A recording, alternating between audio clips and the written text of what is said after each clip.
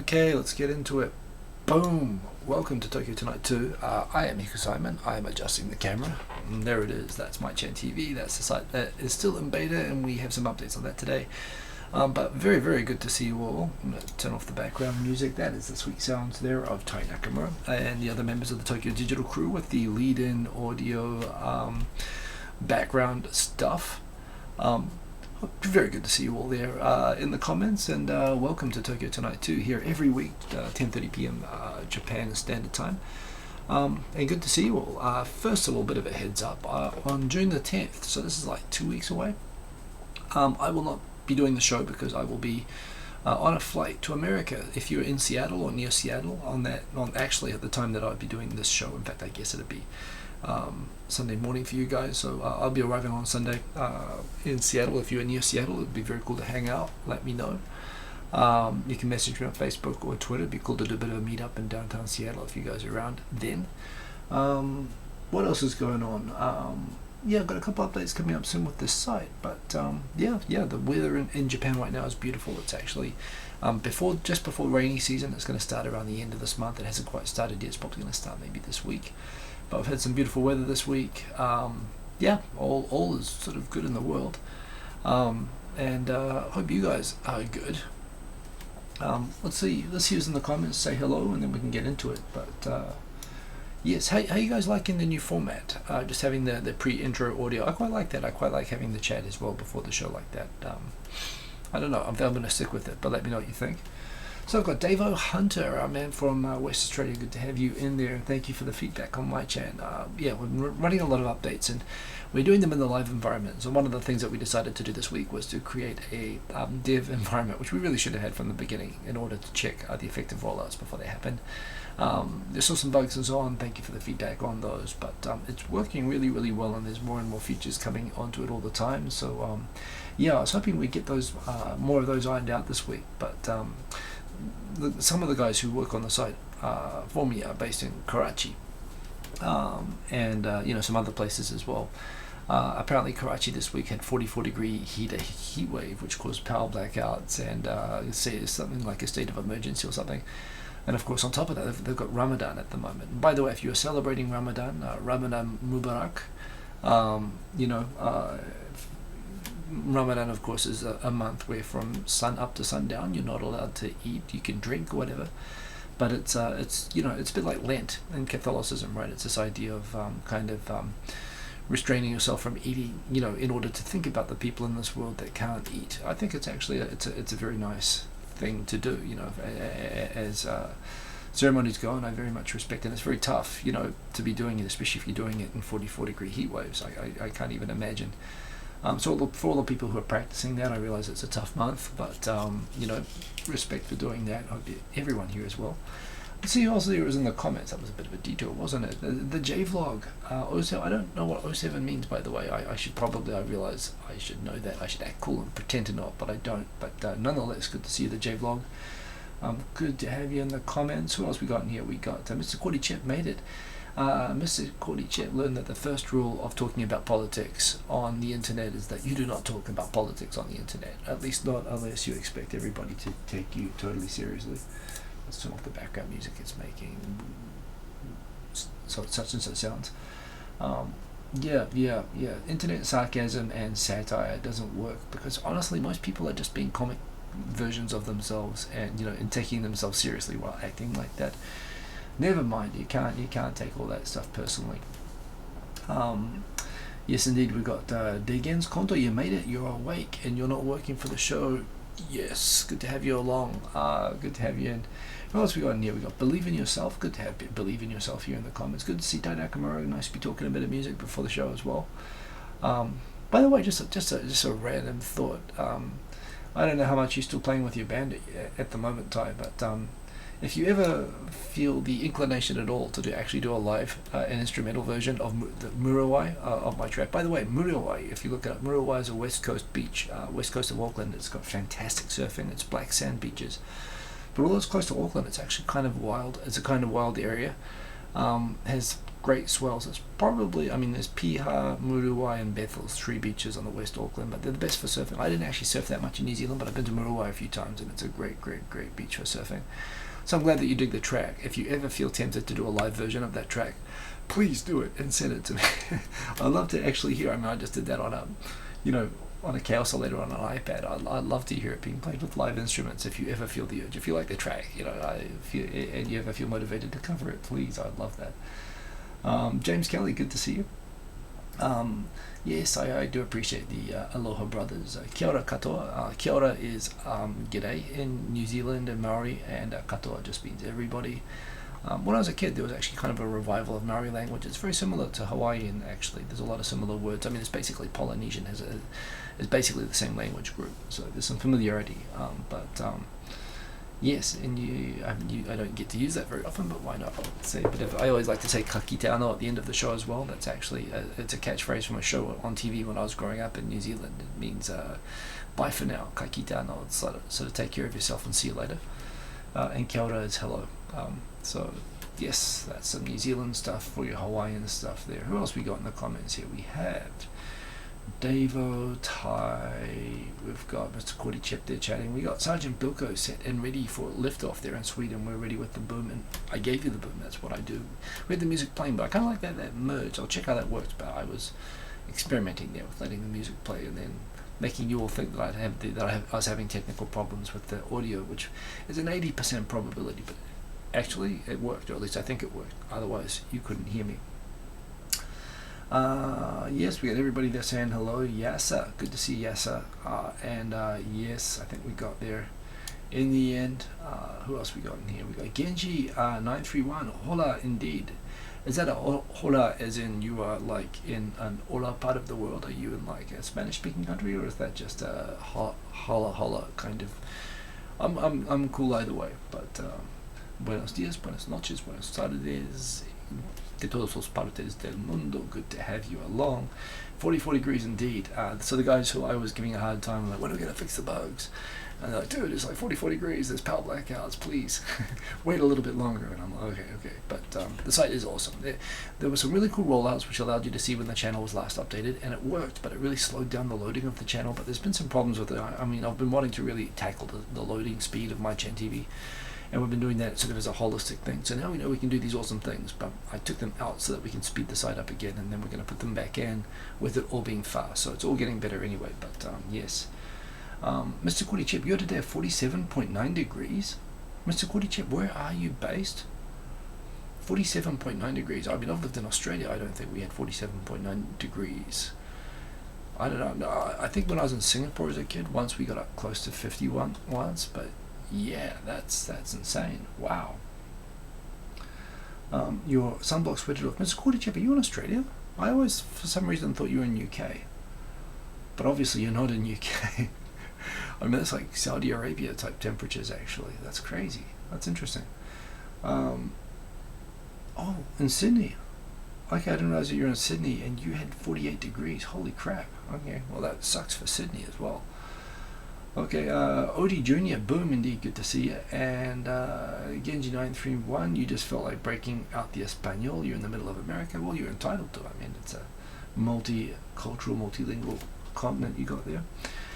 We had some wind in our letterbox, fell and exploded. So you knew letterbox then, says Dave in West Australia. No, it gets hot there. I don't know if your mailbox exploding had anything to do with the heat, but that kind of sucks. Well, new letterbox indeed.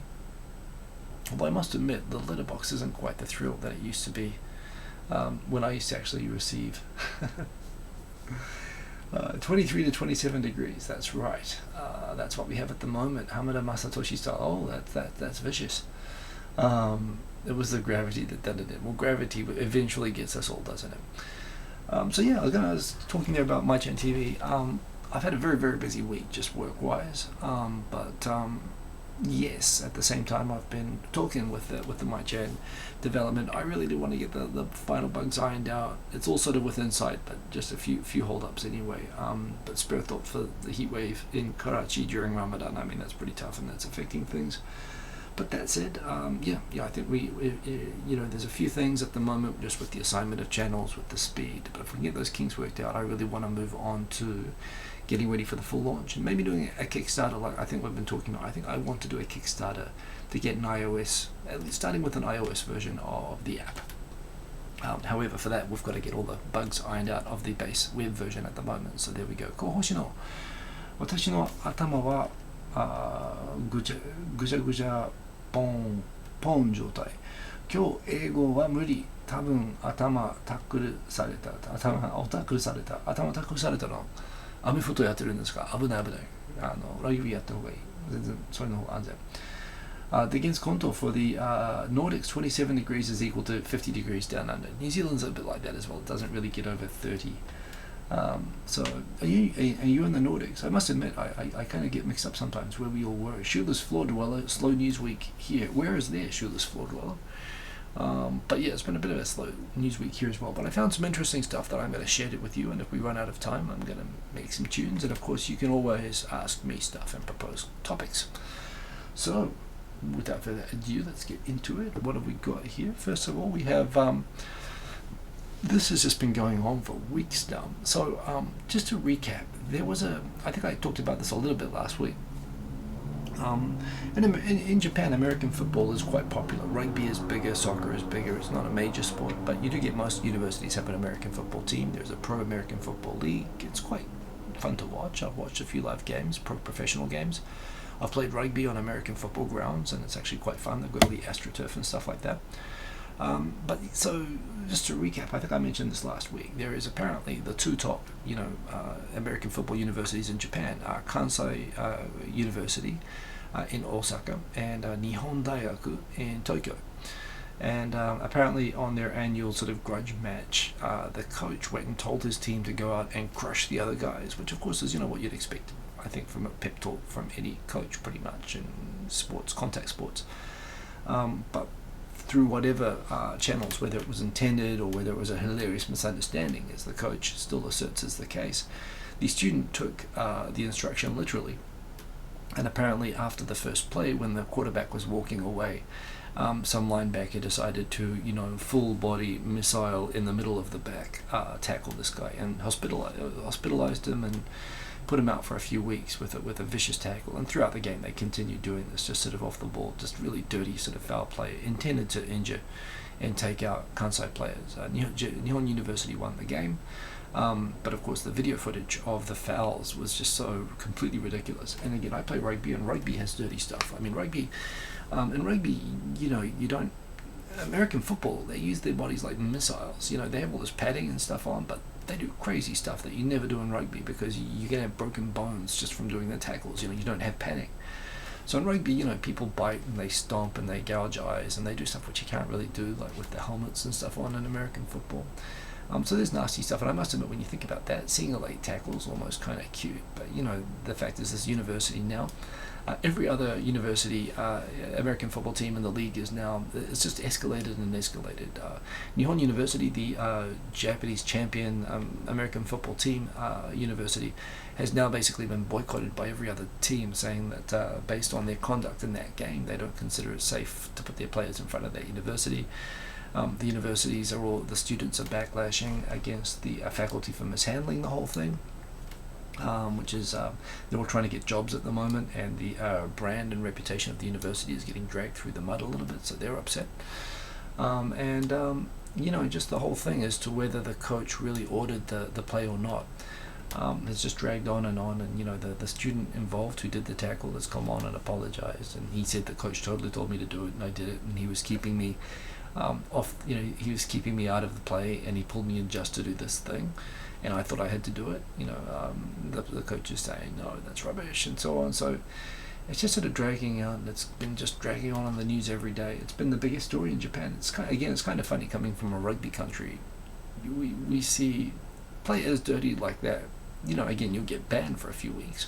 but it's fairly routine. It's kind of good in a way that there's so much negative reaction to it, but I suppose it's also a sign that it's been a really slow week, just that this has just continued to be the number one thing. Shoeless floor dweller, indeed, I guess it has been a slow news week, hence this thing has been there, and hence Japan can't stop talking about this violent American football play. By the way, very good to see Tim the Asian, and good to have you in here. Ohio there in America, of course, in Florida, good to have you along. Quick question for you, by the way, and everyone using mychan.com.tv. I know that a lot of the bugs that are known are still not resolved. I just want to check with everybody if your bundles on your left-hand menu, if you can pull them down and check the content of your bundles are still, most people should be okay, but if you are using the site during a recent update, what's happened to me is that those don't work anymore, and I'm trying to get those fixed, but I just want to make sure that the effect of that isn't too wide. So Tim the Asian Inc., if you ever get a chance to open up MyChan TV next, whether you get to do it now during the show or later on, just let me know if there's been any problems with bundles other than the known bugs, which we are working on fixing. Rugby equals runaway football, slam yourself into the other guy. Yeah, I was never that confrontational about playing. I mean, I do coach, and I'm very mindful about safety when I do it, but it's a contact sport. But yeah, the American stuff, that's just crazy. It's just like practicing car crashing. Pachinko, do you guys all know what pachinko is? I'll just remind you what it is. You see it everywhere in Japan. It's basically a bit like pokies or slots or whatever, like one-armed bandits sort of from casinos. They're automated gambling machines. They became popular. They call them pinball machines, and they literally are pinball, not like the typical American idea of pinball with the big levers down the bottom that you hit a ball all over a thing. It's actually that they drop these ball bearings through this kind of a maze with lots of holes and pins on them, and if the ball's stopping you at a certain sort of drop point sort of holes, you score points and you can win trophies which you can go and exchange for money. And it's basically the only form of legal gambling in Japan. And like legalized gambling, like wherever you have like horse betting centers or things like that in other places, there tends to be an association of pachinko places. One, they draw a lot of attention. They're intended inside, they're brightly lit, they're noisy, they're intended to sort of disorient you and keep you there for as long as possible and not realize what the time is. And they're associated with gambling addiction and the social problems associated with that. And generally speaking, you can kind of tell what kind of a neighborhood you're in by the number of pachinko parlors that are there. And in spite of the fact that gambling is illegal in Japan for various historic reasons, pachinko has been allowed, not least of which the fact that pachinko industry contributes a lot of money to political parties in Japan. They've always been allowed to exist in a weird sort of a grey zone where you don't actually get to collect winnings within the pachinko parlors. You actually have to collect like a plastic trophy and then go to a plastic trophy collection store up the road, which will exchange it for money. And apparently by keeping these three, the winner and the trophy shop and the pachinko parlor itself separate, this 3-point structure, police have been satisfied that they don't need to go and arrest the owner of every pachinko parlor in Japan. And these things have been around since the end of the war.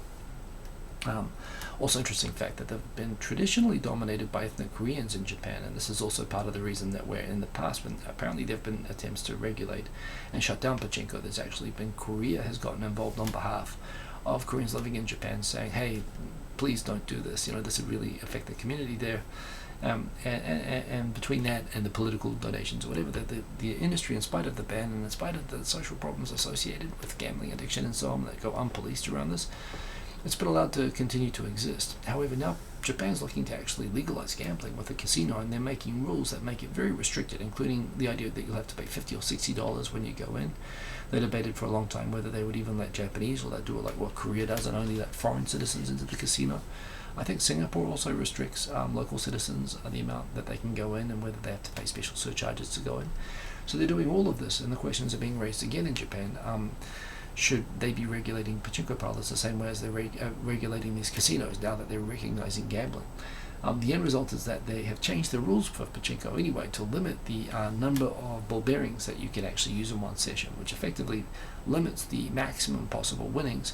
And this is the thing, there are people who spend all day there, and like with gambling, to come out at ahead and not behind at the end of the day. Sometimes they'll be there all day just to sort of, it can take hours to get to sort of a winning position, whereas now they're setting a limit of something like 30,000 ball bearings or something, which apparently limits the possible winnings in one session to basically about $200, something like that.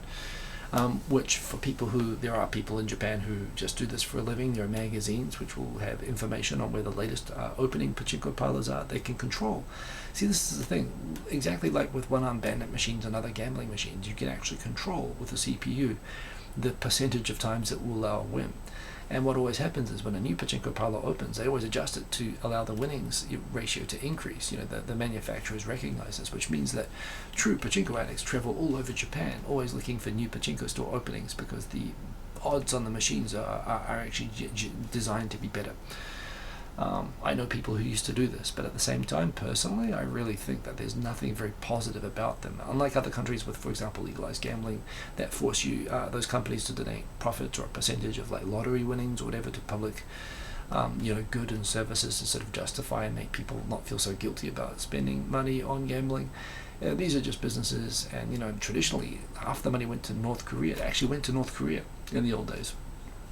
It was this big joke that Japan was being outraged that North Korea was firing Torpedo missiles over Japan, that the missiles were being funded by North Korean gambling money, and this is part of the reason that that Japan actually had to block remittances, and actually is probably one of the strictest countries now on embargoes on North Korea, because Japan was funding their nuclear program just basically from all of the North Koreans in Japan that, at least before the whole abductions mess, this is going back in time a little bit, would actually tithe, they would pay a percentage of their incomes to the North Korean government, as remittances for their relatives, but also to the North Korean government. So, all of this said, it all makes pachinko very, very, it's got a lot going on with it in Japan, but rather than ban it outright, the government sort of is restricting it by stealth, and apparently it's having an effect of strangling these businesses. It's besides the fact that young people are not taking it up, the old people who do it a lot are now not going either because of the restrictions. Personally, I think that is a good thing. I don't see any redeeming. I've played it once. Didn't really get the point. I mean, again, if people like it, that's fine. But obviously, if people are happy to play it without making money, we're going to have casinos soon for legal gambling. So yes, it's interesting. GDPR, so this has been a big deal in Japan. It's been a big deal with my work this week. You've probably seen a lot of stuff happening with this in the news, since I've been just spending my whole week talking about this, and it is a bit relevant, at least in the sense that Japanese companies are freaking out about this. And you might ask, why would Japanese freak out about this? Because it's got a European flag there. What it is it's basically a new set of rules where we all know that Europe has these tough privacy rules, and it's all because particularly countries like Germany that experienced, like East Germany experienced the kind of a police state where everybody was completely spied on all the time. Files were kept on almost every citizen of East Germany by the Stasi and so on, and it made people in Europe very mindful of the ways in which personal information can be taken, stored and abused and used, weaponized against people. There's a particular sensitivity in Europe against companies like Facebook, for example, that make a whole business out of the idea of aggregating personal data and linking it with advertising in order to generate income. So there is this idea about wanting to make sure that every person, every European citizen or person in Europe, actually it's actually designated by the economic area of Europe, has the ability to one, be told when their data is being collected, know what that data is being collected for, and obligate the people who are collecting that data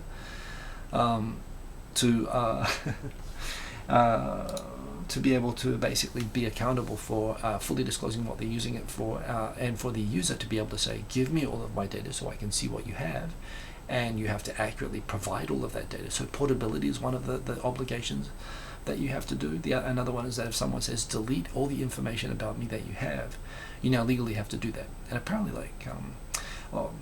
that's another one. Another thing that they have to do is you have to build in basically security, like all of these web leaks, all these sites that get hacked and so on. Turns out had no security whatsoever. They actually now have a legal obligation to have privacy by design, basically high security sites. And the other one is that you have to report if users' information has been possibly leaked or breached. You have a legal obligation to inform the users that your information has been leaked within 72 hours. So you remember, like with Yahoo, where they lost like tens of millions of people's data, and they didn't tell anybody for like 12 months. They've got a 72-hour obligation. If they don't make the everyone's data available to them, and they don't delete everyone's data that they have upon request, and they don't let them know within 72 hours if their data got breached, and if they don't have proper security built into their websites or whatever, they can be subject to fines of up to 20 million euro, 20 million US dollars, or 4% of the total global revenue of that company, the higher amount. So they can actually they can impose now fines of billions of dollars for companies that either don't enable these obligations, or they don't meet them properly. Like, for example, they don't fully disclose what they're using your data for, or they don't give you all your data when you ask for it.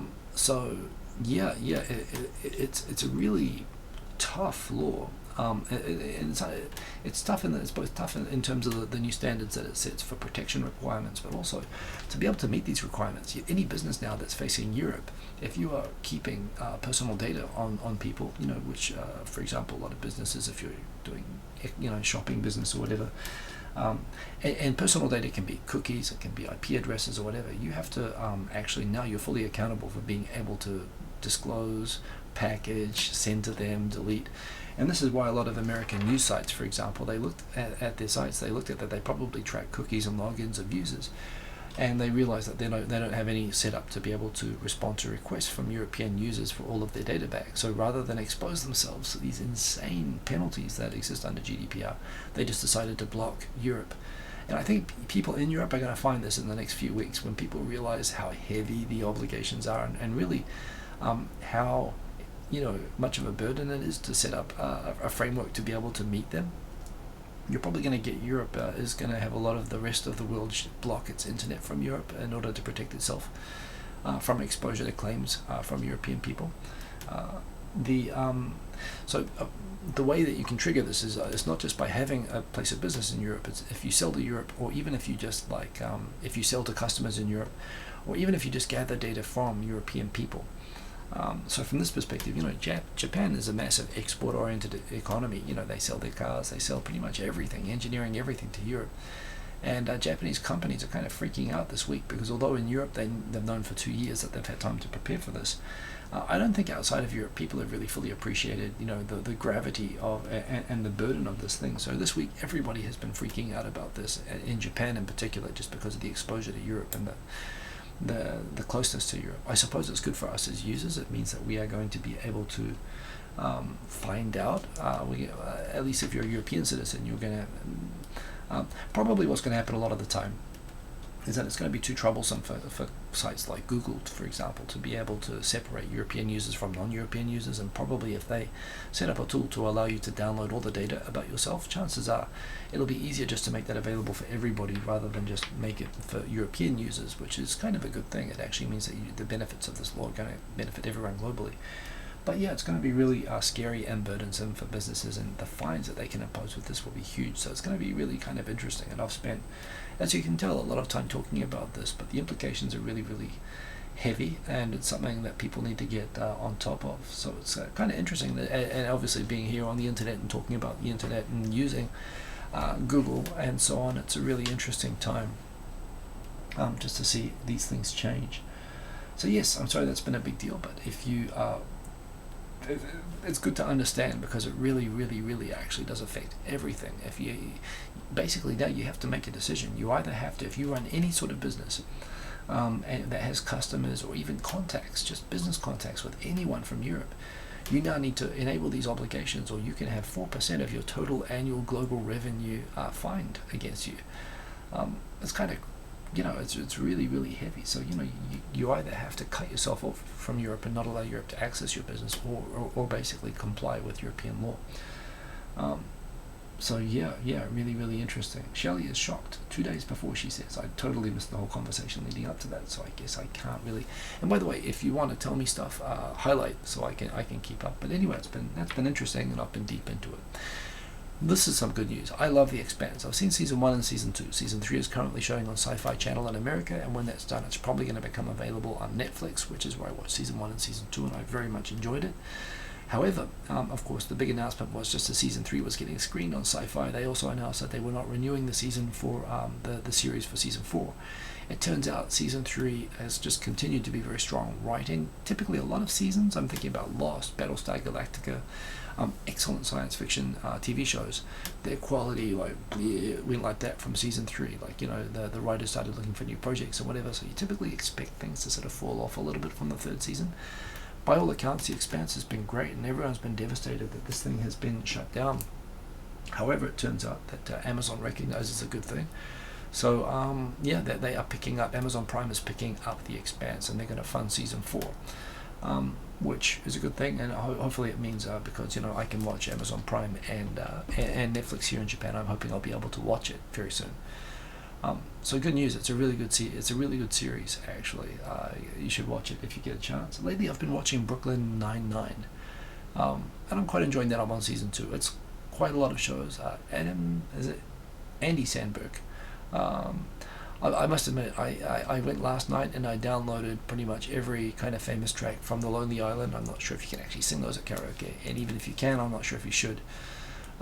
But yeah, I'm thoroughly entertained. It's not the same as watching, Westworld. I really want to watch season 3 of Westworld, but there's no good way to watch it in Japan at the moment, and I'm frustrated by that. But there's been good TV on, and this is something that I want to watch, so that's why that is up there. The new Cobra Kai was awesome. I must admit, I do want to see that. Yes, I should. I don't know if you can see YouTube Red from Japan or not. I haven't tried it, I must admit. Okay, I expressed some opinions yesterday on North Korea and the Trump cancellation. Before I start talking about that, please allow me to have a tasty beverage that has no taste.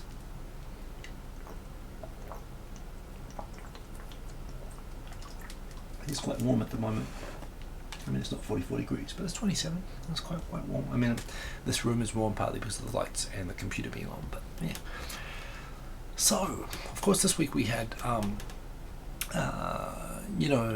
mad dog mad dogging the other mad dog. That's pretty much my whole take. So here's the thing with North Korea, and the conclusion I'm going to say is I think Trump did the right thing. I don't like Trump. I think electing him president was a terrible, terrible, terrible mistake by the American people, and I think it's a complete disaster, and I think the guy's a douchebag, and I can't believe that he actually got elected for anything. License to 45, I know, but I will try to keep it above board.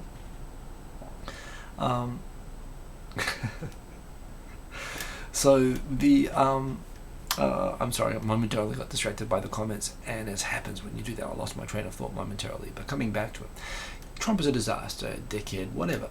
But, there's this thing where people feel like sometimes, when politics turns into sports and it becomes red team, blue team, and, no matter how inexcusable someone from your own team is, there are people who will just blindly, justify and support no matter what. And there are people that will just criticize no matter what. From my perspective, I think you can separate the actions from the people. So the question is, how to deal with North Korea. North Korea is there, threatening, they're testing nuclear weapons, they're developing ICBMs, they are producing counterfeit money, that they're super currency for Japanese and US currency that they export. They export crystal meth to Japan. They kidnap Japanese civilians. They are still holding a number of Japanese civilians hostage, which they use for the spy training. Basically, they kidnap, they extort, they extort with the nuclear program. They run drugs and counterfeiting. They do anything they can do to get hard currency because they're effectively, embargoed. All of these things make complete sense in North Korea's situation, which is that it's a human rights abusing country that can't afford to become democratic because its people, its government is built upon the blood of all of the political enemies that they've basically arrested and killed. Which means that, they know that if the country ever normalizes, they're all going to be put on trial. So, they can't really switch to a normal regime. South Korea is not interested in reunification because they know the cost and burden, and frankly they've been apart for so long. The South Koreans just don't, generally polls show that they don't want to deal with that. They want to be friends with North Korea and they don't want to have a military conflict, but they actually suddenly need to pay for all the social welfare of reintegrating North Korea into normal society, and the things that would have to happen for that to happen, which would start with the collapse of the regime there, which would probably be violent and would probably spill over into China and South Korea, maybe even Japan. people are more content, no matter how much North Korean people suffer, and they continue to have these political concentration camps and all this sort of horrible stuff. They're happy to keep the status quo and try to figure out peace with Kim Jong-un than they are to really, figure out how to get a true unification solution. So through all of that, in that context, what you have is you have a small group of people in power in North Korea who are doing that, through violent means, and who are using the government basically like a government-backed organized crime syndicate. They export, they cooperate with Korean and non-Korean, Chinese and Japanese mob syndicates to run drugs, to run counterfeiting, which they, exchange for hard currency that they need. And here's what I always, my take on North Korea. I'm living in Japan, where we have a different view of North Korea maybe to what America, we've been looking at. Japan's been engaged with North Korea like since 1904, 1905, 1910, since the annexation in 1910 and before that. Japan has, outside of China, the largest North Korean population in the world. People in Japan, know North Korea. North Korea was part of Japan. People in North Korea could vote in Japanese domestic political elections until 1945. It was, they were closed for a long time. And they sort of understand that regime operates basically as rationally in the way that organized crime syndicates act rationally. In the way that means that they act in the sense that they can. Their advantage over civilians, over normal people, and over police is that they don't have to act by the same rules and conventions as the police, and they can take, although North Korea is sanctioned, it's poor, it's isolated, at the same, the advantage that they have over America and Japan and South Korea is that, not being a democratic, accountable government, they can make grand concessions, they can act crazy, they can threaten war, they're never going to have to worry about being accountable to their own people. Plus, of course, they can engage in things like extortion, kidnapping of people, drug running, counterfeiting, all these sort of things. Because normal countries can't do that. There's normal countries with, a law and order, with rule of law, can't do that sort of thing. But, a country that's basically being run for the purpose of sustaining the regime in charge of it, you can do anything that common sense and power dictates that you should do. So around that, North Korea acts exactly like loan sharks and exactly like organized crime syndicates. Whenever on Japanese TV, we have organized crime in Japan, and you get a lot of TV specials which explain these are how they get you and these are how you avoid them. And they're really informative for me on dealing with North Korea, which is to say, the sort of tactics that Yakuza will do. They'll be super nice to you. They'll come in, and they draw people in with vice quite often, in terms of organized crime syndicates. And you'll get the situation where they'll use attractive women to draw you into like a painting shop, and they'll get some unsuspecting guy, to say, oh, you like this painting? Oh, would you like the painting? Oh, maybe I would. How much would it cost? And then they pull out they flip the nice woman with a scary guy who says it's going to cost you $10,000 and you have to pay, and they don't let them go without paying or whatever, and they send loan sharks over to their house to make sure that they paid.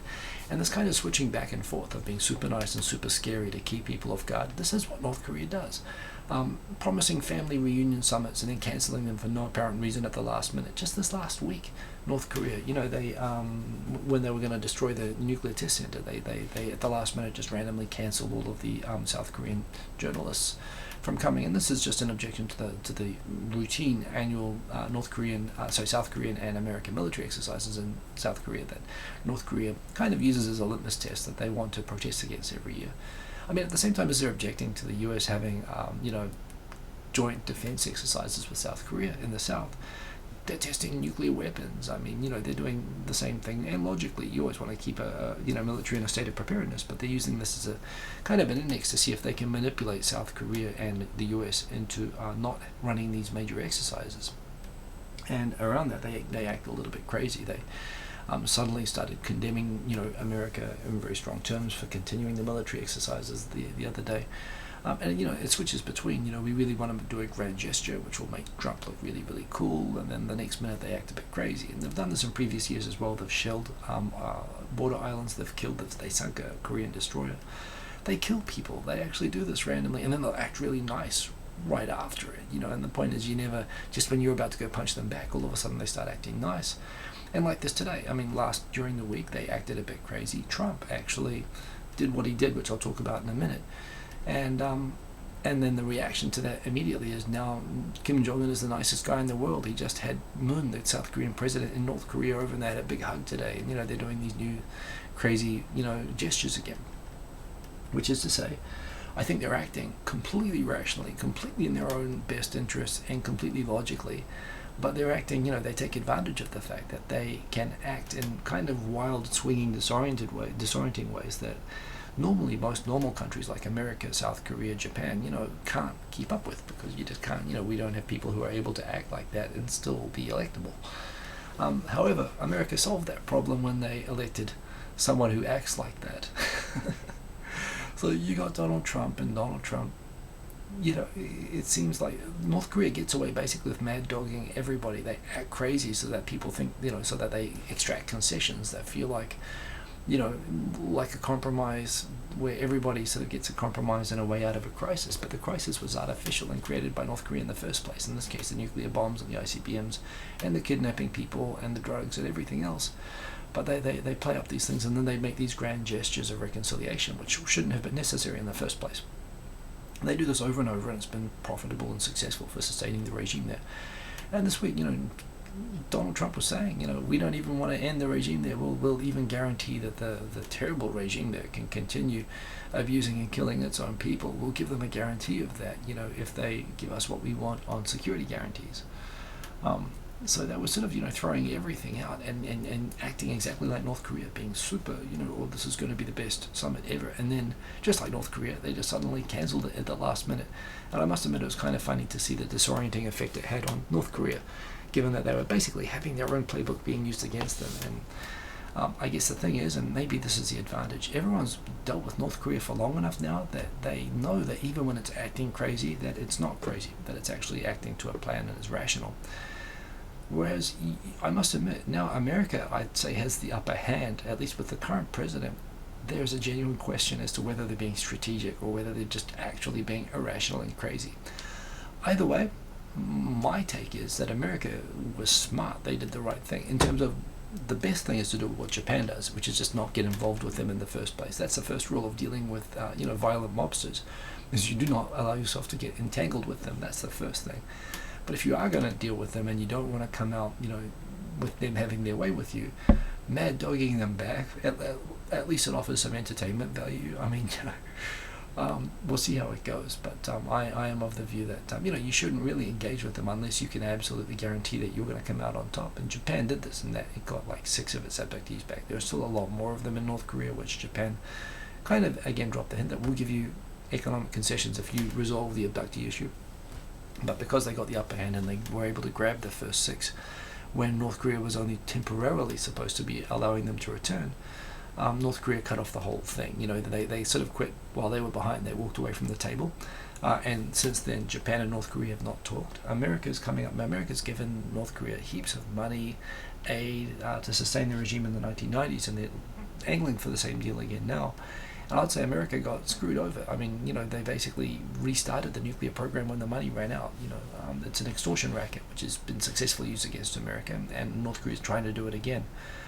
And I believe, even just walking away and doing nothing, America will actually be ahead, rather than getting engaged and getting screwed again. But if you are going to engage with them, I think the way that America is doing it, whether it's on purpose or whether it's just because America just elected a disaster of a president, I think it's just dumb luck perhaps, but I think you did the right thing, America, so congratulations.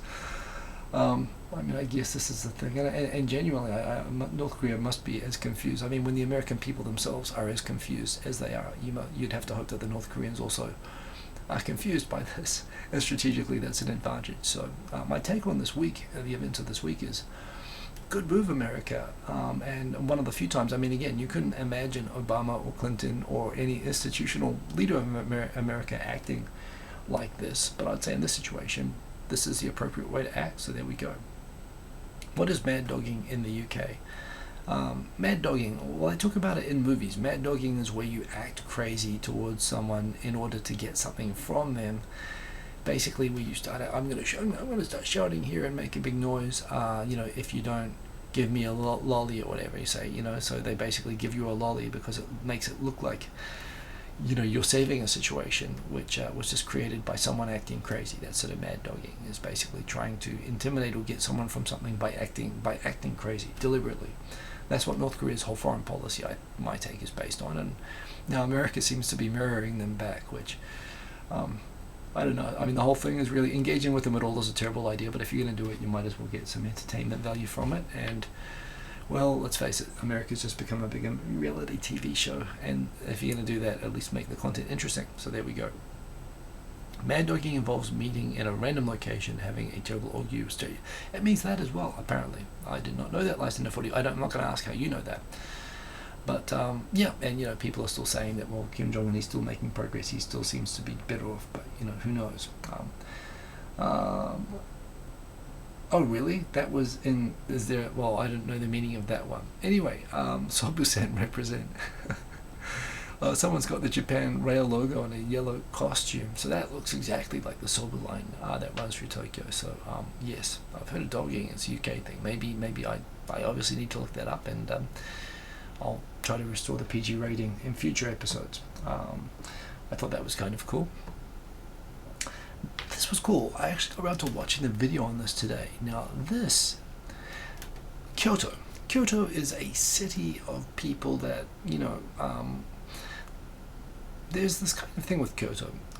Kyoto people are kind of stuck up, and they're kind of racist towards other Japanese people because, you know, basically they were the original capital of Japan. They're the cultural heart of Japan.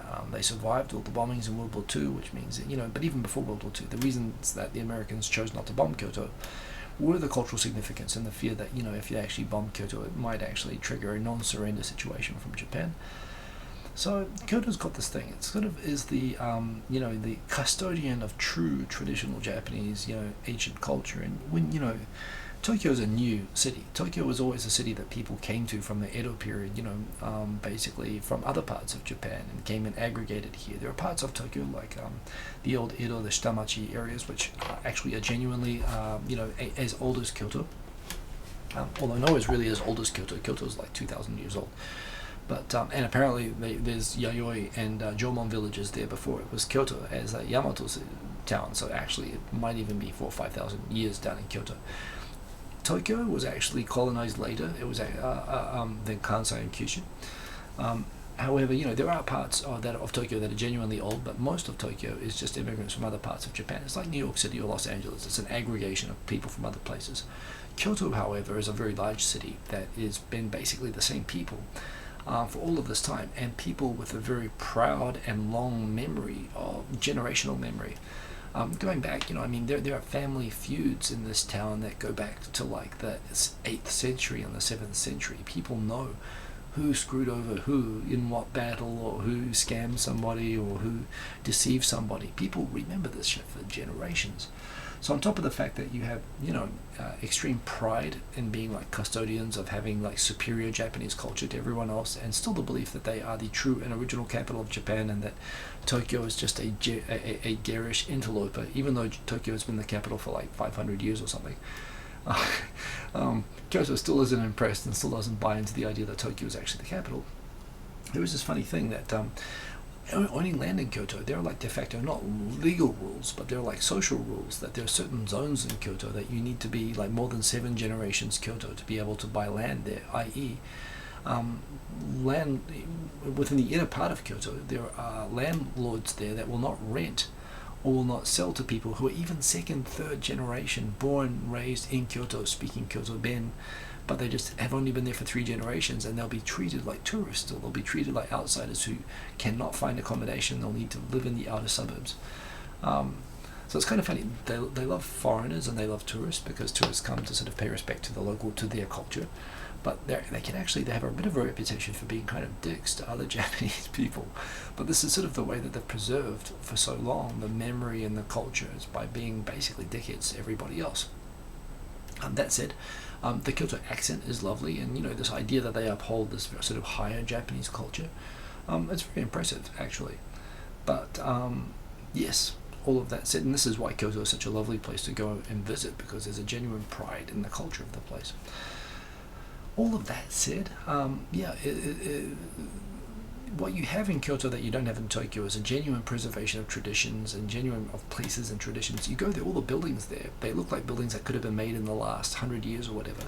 These are buildings that, you know, were sophisticated, and they were made. You look at them often in the 8th century, the 6th century. and they've been continuously maintained, all these Buddhist shrines and so on. And it shines a light that, you can tell when Kyoto was really booming, it was probably a more advanced city than the cities in Europe at the same time. During the Dark Ages in Europe, Japan was actually kind of thriving. Case in point, there is a ryokan here that a German fellow made a documentary about. It's an 11-minute documentary on Vimeo about a family that has been running the same ryokan for 46 generations since the year 718 AD. The Hoshi Zengoro. Apparently, every first son of this family has to be named Zengoro, and so it's currently like you have Zengoro Jr., Zengoro the Third, Zengoro the Fourth. They're currently up to Zengoro the 46th. Zengoro the 47th apparently died, so this family has a bit of a situation at the moment that they have a daughter, but they don't have an elder son, although they are looking to adopt, as Japanese families often do.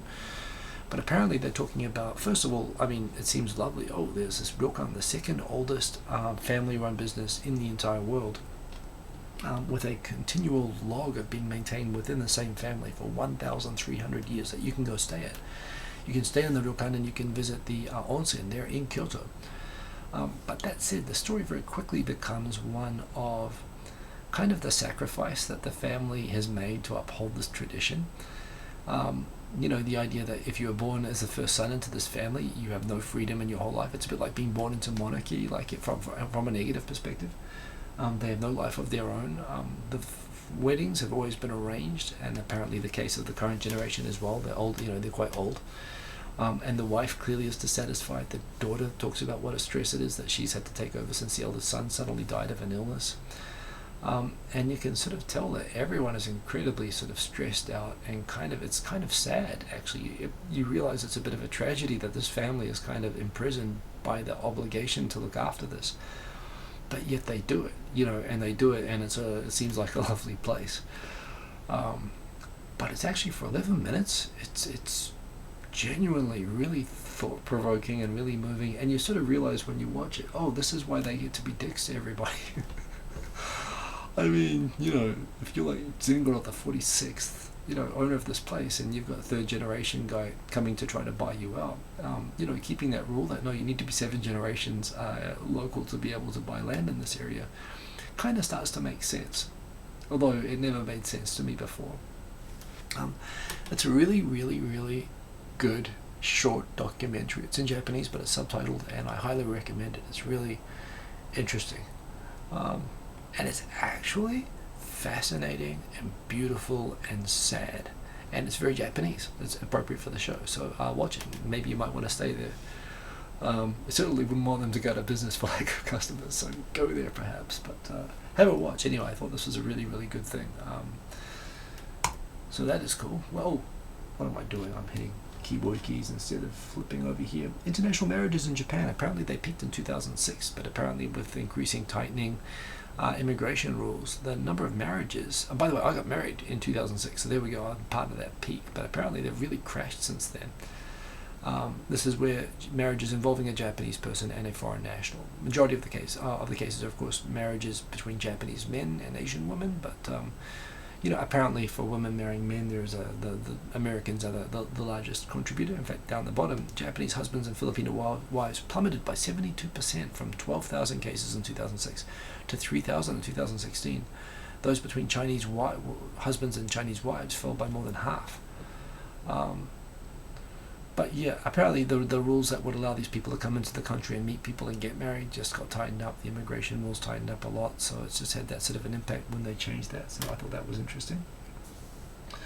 I just mentioned before, Japanese blue chip companies are just not prepared for GDPR, and as you could hear before, scary penalties and really onerous obligations. So it's an interesting time. Really interesting article here talking about, English remain the world's favorite lingua franca. They're the interim language for people that want to speak. It's going to be really interesting when England leaves the EU. English has kind of adopted a bit of a medium language status, intermediate language status within the EU, because quite often the Nordics and German countries and so on, they like to use it. French, France always wants French to be the lingua franca. But with England out, are they going to be able to justify keep using English? But it kind of serves its purpose. But there's an interesting point here that now with rapidly advancing translation technology, we could come to a point that these hybrid interim languages will become unnecessary. which would be good in the sense that people can express themselves directly and not be limited in a kind of half-hearted language in the middle. But at the same time, that's going to make us very insular within our own languages and very much hostage to the quality of the translation that we're using. Still, I mean, I think it's a good thing, and it's interesting where we are going with this. The marriage boom time, indeed, Dave O'Hunter. You got married in 2001. Way to make a person feel old, Hiko Simon. You know, old dude. Don't worry about it, J-Vlog. Seriously, I nearly got married in 1999, and that didn't work out. So, boom, 18. Although, look at me. That probably doesn't make you feel better, does it? Okay, what else we got here? We have lingering effects of the unemployment ice age. The bubble basically burst in mid-1995, and there were a whole bunch of employment reforms in about around 2000, which enabled companies to hire new hires without making them guaranteed employees for life. And the result of that is that the median, it allowed companies to get away with hiring people. There's a cool graph here. The income for people hired from 2006 and 2007, after sort of gradually going up as generally happens with inflation, it started declining, and it's basically people now earning the average age of someone university educated who is between 40 and 44, which is the age of people basically my age who came in during this sort of dark period after the bubble collapse, is now the lowest that it's basically been like since, for a long time anyway, since like the late 90s. The wages, real wages, are continually going down in Japan, and this is why, when you're increasing taxes and real living wages are declining and job security isn't there, people are not going to get married, they're not going to have kids, and they're not going to spend money to kickstart the economy. The economy is in a negative spiral in Japan, and this is how it's feeding back, and it's a real problem for the government. And they're going to have to keep taxing more because there are more old people that they need to pay pensions and social welfare to. So it's just an interesting just state of Japan, that this sort of spiral that it's in, it can't get out of. And this is from Gizmodo, but I very much agree with it. Sony, don't give up on gadgets. I think I've told my view on this before, but basically Sony made itself as a big, the Walkman, the twin cassette deck, the Beta. Even that didn't work out so well, but still the technology was well respected. It was known as a technology company, and it had all these legal problems in America with things like the twin cassette deck, because it would get sued by media content companies and forced to pay royalties. So Sony thought, we know how to fix that. We'll buy up a whole bunch of media companies so that we can control them, and they won't sue us, and we can go on making cool gadgets. But what happened when Sony acquired a bunch of content companies, Sony Entertainment, is that Sony Entertainment kind of took control of the gadgets. It ended up being the other way around.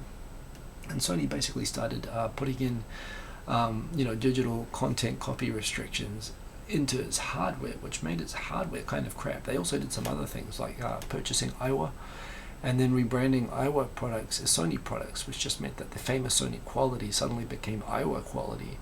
Aiwa's, a cut price brand, and just the quality went down. It became less consumer focused. It became more focused on protecting digital rights holders, which was the whole idea that they were going to go in and reform by acquiring these media companies. It kind of had an identity crisis, and to me this is the whole trajectory of Sony just losing its way from the late 90s and through the 2000s. They were trying to reinvent themselves as an IP company and as a content company rather than as a manufacturing company, and they just became a company that I didn't like, and that just made crap, and was just trying to save money on manufacturing and making not such great products. I'm glad to see that Sony's been turning around recently. They've been going back to focusing on manufacturing and making good things, but they're still kind of torn in terms of their future direction. But of course the challenge for being in Japan and manufacturing is that clearly now China, Taiwan, South Korea can manufacture any high-tech product that Japan can make. It's really hard to stay ahead of the ball and manufacture Japanese products by Japanese people that can keep up with the quality and the technology standards. In terms of China and those other countries can match them so quickly with technology, and they can do it cheaper. It's really hard to stay in the gadget game. And Japan relies on staying ahead by being inventive and innovative. But even on that, now those countries have really caught up. So, they're looking to whether they need to get out of the gadget game. But I would continue to beg them, no, they make great products. And I really wish that they would they'd get back to their roots on that and not try to be like an American media company. which they've just done badly. That's my view on that, and I completely agree with that sentiment. Keep making gadgets, Sony. This is interesting. When I got to Japan, the smoking rate in Japan was super high. So this is the rate. Check this out. The percentage. This is a survey by Japan Tobacco. In 1965, over 80% of Japanese men and about 18% of Japanese women smoked. When I got to Japan first in 1990, 60%, and when I got here in 1998, probably about 55%. Still more than half of people smoked. And when I first started working, yes, it was the only way you could get a break was to go for a smoking break. But in that time, since I've been here in 2000, check out that rate. It has gone from like 60% down to now 25%, and it's going down even more. The attempts for Japan, even though they haven't like banned smoking or taxed cigarettes the same way, it's been more indirect the way that they've done it. It still has been effective. And this is a good thing. It's become a lot easier to see. June 30, of course, the Hello Kitty Shinkansen I talked about last week, it is arriving, so we get to look forward to that. That is the student that did the dirty tackle, and geez, I mean, it was a horrible tackle, and he did hospitalize it was, now there's talk of a police investigation. There was an idea that it was a strategic plan to injure the quarterback of the other team with an illegal tackle, but he's come and apologized. Tourists in Japan have just gone crazy. The numbers, I didn't realize it was ever actually 3.3 million, even back in the 90s, but I thought it was a joke when they said that they were going to go for 13 million. But again, when I got to Japan, Koizumi in 2000, he said we're going to get 13 million at that time. I mean, they say 3 to 5 million, but geez, most of those were residents, so people like me. But from 2012, check out that graph. They've just rocketed through 30 million. It's just been incredible, the success of how they have been able to do that. And and although tourism is increasing, it's increasing faster in Japan than any other country, so it's been amazing. The Zozosuit, so Zozotown, which is a online fashion, it's like Amazon or Rakuten, except it just does clothing. It's the #1 clothing online shopping site in Japan. A New Zealand company invented the Zozosuit, which I think was originally made for CG animation purposes. It's got all these sensors all over the body. But they quickly realized that you could actually make a stretchy version of this suit, which you can buy and you can wear it, and it will come up with a really tailored idea of the shape of your body based on the sensor data, which you can send back, and you can have tailor-made clothes made to fit your body. I think the idea is awesome, although the suit itself looks kind of embarrassing, but it looks like those models that the people wear, for CG animation purposes. This has been out in Japan, and it looks a little bit silly, so this person decided to go out and walk around town in it, but I think it's a really, really awesome idea. And actually, I would really love, the idea that, especially for me, it's hard to get my size in Japan, so if I could get this thing and get clothes custom made, I think this is kind of the future, and I think that that's super cool. New Moon Lake, several people here in Kyoto who smoke. Well, like I just explaining about Kyoto, I think you've got to be in Kyoto for 7 generations before you have to change anything. I expect Kyoto, again, they'll be holdouts because, they can always say that I'm the 46th generation Zengoro on this place and you can't tell me not to smoke. We started smoking from the 22nd generation and we need at least a 7-generation warning before we stop, I think is what you'll be told. Traditional places, yes, Kyoto will be the last to change anything. And this is cool. There are these current, again, the promotion of tourism, there are these night tours now where old people can sort of go through the nightlife, including the CD, the love hotel districts, the the drinking districts or whatever, but with a tour guide for night tours of Shibuya. I'm reading this and I think even this sounds cool. Like I would like to do this. It sounds really, really cool. So that's available if you're coming to Japan, these night tours. Now that Hibiki 21 and 17, the year-specific Hibikis are being phased out, apparently Lifehacker in America, even they are worried about the loss of Hibiki 17. And so they have a list of Hibiki that they are recommending for other Japanese whiskies. For example, the Jura 7 Wood. What else we got here? The Akashi Single Malt White Oak. This is good for me. I don't drink whiskey, but I do buy Japanese whiskey for my dad and when I go traveling, so it's nice to know. That's a Scottish one. Okay, so it's not just Japanese ones.